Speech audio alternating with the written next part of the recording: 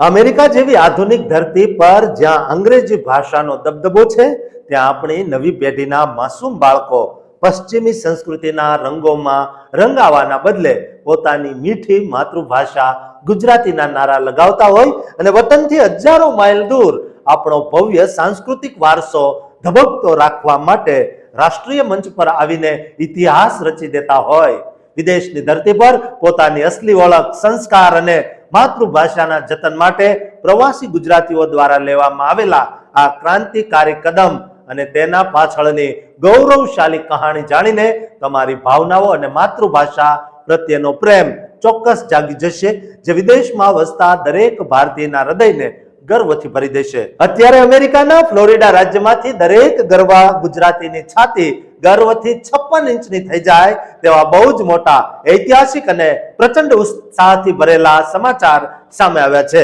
જેણે વિદેશમાં વસતા પ્રવાસી સમાજની વચ્ચે આપણી અસલી સાંસ્કૃતિક તાકાત અને અસ્મિતાનો ડંકો આખી દુનિયામાં વગાડી દીધો છે. દોસ્તો, અમેરિકામાં વસતા સમગ્ર ગુજરાતી સમાજ માટે એક બહુ જ મોટી અને અત્યંત ગૌરવની ક્ષણ સર્જતા federation of Gujarati associations of USA એટલે કે ફોગા યુએસએ દ્વારા ફ્લોરિડાના પ્રખ્યાત ઓર્લાન્ડો શહેરમાં એક બહુ જ ભવ્ય અને વિશાળ કાર્યક્રમનું આયોજન કરવામાં આવ્યું હતું. આ કન્વેન્શન તારીખ 22 થી 25 મે 2026 દરમિયાન મેમોરિયલ ડે વીકેન્ડના પવિત્ર તહેવાર નિમિત્તે સફળતાપૂર્વક યોજાયું હતું, જેનું નામ બીજું યુનાઇટેડ ગુજરાતી કન્વેન્શન 2026 રાખવામાં આવ્યું હતું. આ ઐતિહાસિક કન્વેન્શન દરમિયાન અમેરિકાના ઇતિહાસમાં સૌથી પહેલી વખત ફોગા યુએસએ નેશનલ ગુજરાતી કોમ્પિટિશન એટલે કે પ્રથમ રાષ્ટ્રીય ગુજરાતી સ્પર્ધાનું બહુ જ સફળ અને આયોજનબદ્ધ સંચાલન કરાયું હતું, જેની ચર્ચા અત્યારે ગ્રાઉન્ડ ઝીરો પર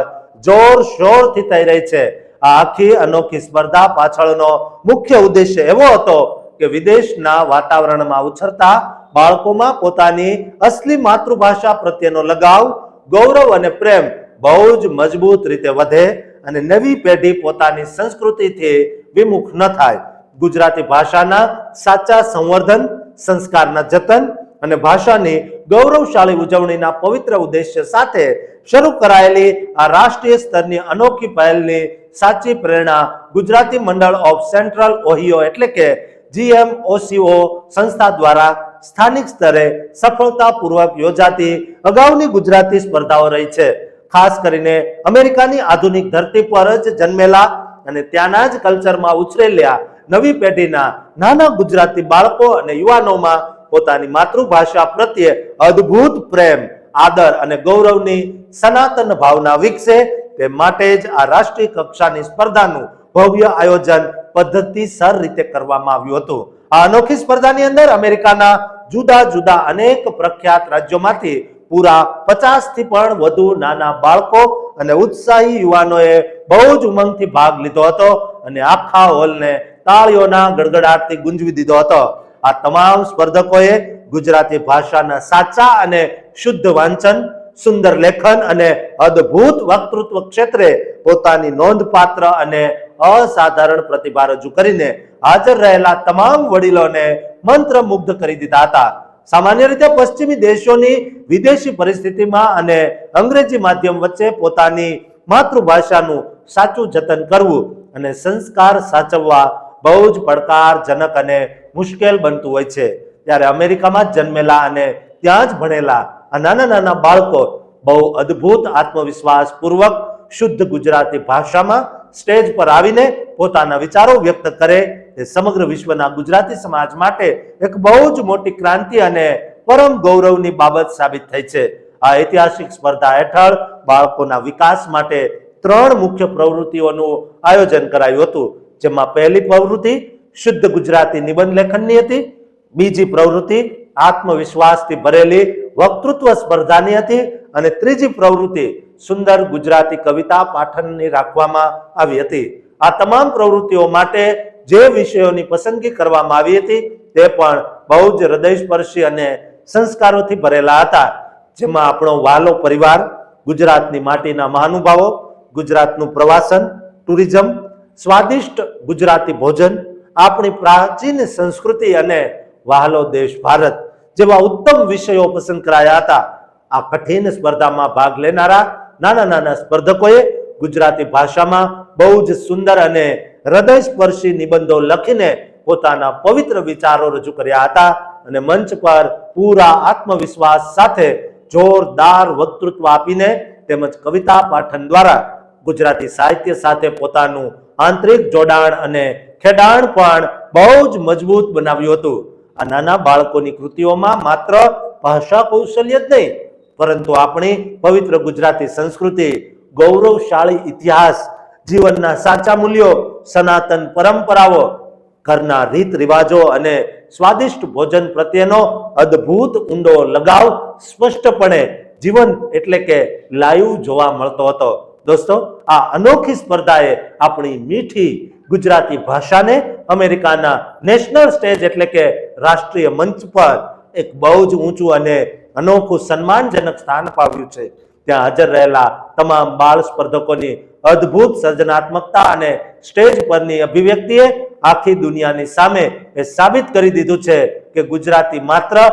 કોઈ સામાન્ય બોલચાલની ભાષા નથી, પરંતુ તે આપણા ભવ્ય વારસા, સાચી ઓળખ અને સાંસ્કૃતિક અસ્મિતાને એકબીજા સાથે જોડી રાખતો એક બહુ મોટો અને જીવંત સેતુ છે. આ સ્પર્ધા સફળ થતા જ ત્યાંના મુખ્ય સંયોજક અને નાના બાળ સ્પર્ધકોએ બહુ જ આનંદ અને ખુશી વ્યક્ત કરી છે. આ સ્પર્ધાના મુખ્ય સંયોજક રૂપમ ચોકસીએ મીડિયા સાથે વાત કરતા કહ્યું કે અમેરિકામાં જન્મેલા અને ત્યાં જ ઉછરેલા આ આધુનિક બાળકો તથા યુવાનો આટલી સુંદર રીતે ગુજરાતી ભાષામાં વાંચી શકે છે, શુદ્ધ રીતે લખી શકે છે, જોડણીની શુદ્ધતા છે,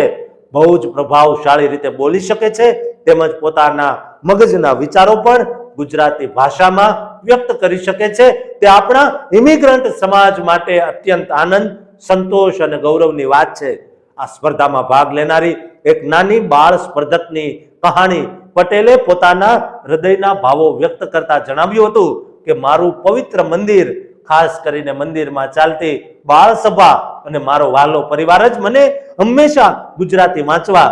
સુંદર લખવા અને સ્પષ્ટ બોલવા માટે સાચી પ્રેરણા પૂરી પાડે છે. તેણે બહુ જ ઇમોશનલ વાત કરતા કહ્યું, ગુજરાતી ભાષા જ મને મારા એવા વાલા દાદા દાદીની સાથે પ્રેમથી જોડે છે જેમને અંગ્રેજી ભાષા બિલકુલ આવડતી નથી. દોસ્તો, આ સંસ્કારો, આ ભાષા અને અમારા પવિત્ર ધાર્મિક ગ્રંથો અને સંસ્કારો સાથે પણ સીધી રીતે જોડે છે. મારી માતા મને હંમેશા એવું સુંદર શિક્ષણ આપે છે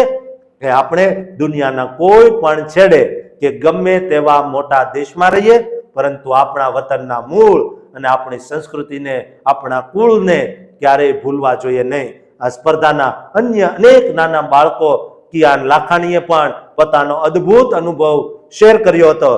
સાથે જ આ સ્પર્ધામાં ખાસ ભાગ લેવા માટે ખાસ ગુજરાતથી, સુરતથી ગયેલા કવિ રહીશ મણિયારે પણ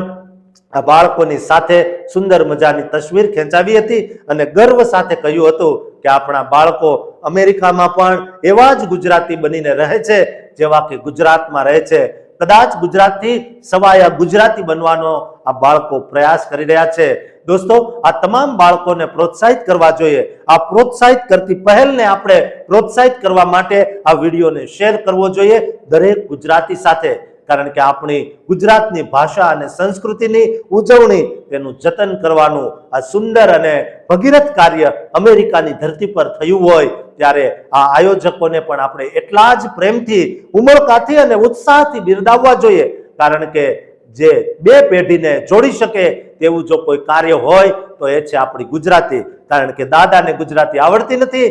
એવું નથી, એમને ગુજરાતી તો આવડે છે પણ અંગ્રેજી આવડતી નથી. જ્યારે બાળકોને ગુજરાતી જો શીખવીશું તો તેઓ પોતાની જડ એટલે કે મૂળિયા સાથે સીધા જ કનેક્ટ થઈ જશે. દોસ્તો, આ અદ્ભુત ઉત્સાહ, ઉમંગ અને અપેક્ષાઓ કરતા પણ વધુ કહી શકાય તેવી આ સ્પર્ધામાં તમામ બાળ સ્પર્ધકો દ્વારા સ્ટેજ પર પ્રદર્શિત કરાયેલું ભાષા કૌશલ્ય, તેમનો ગજબનો આત્મવિશ્વાસ, માતૃભાષા પ્રત્યેનો આંધળો પ્રેમ એ સાફ સાબિત કરે છે કે અમેરિકા જેવા પશ્ચિમી દેશોમાં પણ આપણી માતૃભાષાનું ભવિષ્ય બહુ જ ઉજ્જવળ, સુરક્ષિત અને સલામત છે. આ ભવ્ય કાર્યક્રમ પૂર્ણ થતા જ અગ્રણી સંસ્થા ફોગા USA દ્વારા સ્પર્ધામાં ભાગ લેનાર તમામ વિદ્યાર્થી, તેજસ્વી વિદ્યાર્થીઓ, માર્ગદર્શન આપનારા માતા પિતા, શાળાના શિક્ષકો, સાચો નિર્ણય કરનારા નિર્ણાયકો, રાત દિવસ મહેનત કરનારા સ્વયંસેવકો અને પ્રવાસી ગુજરાતી સમાજના તમામ અગ્રણી આગેવાનોનો હૃદયપૂર્વક આભાર માન્યો અને તેમને જણાવી દઈએ કે ફોગા યુએસએ અમેરિકાની એક મોટી અને અગ્રણી ગુજરાતી સંસ્થા છે,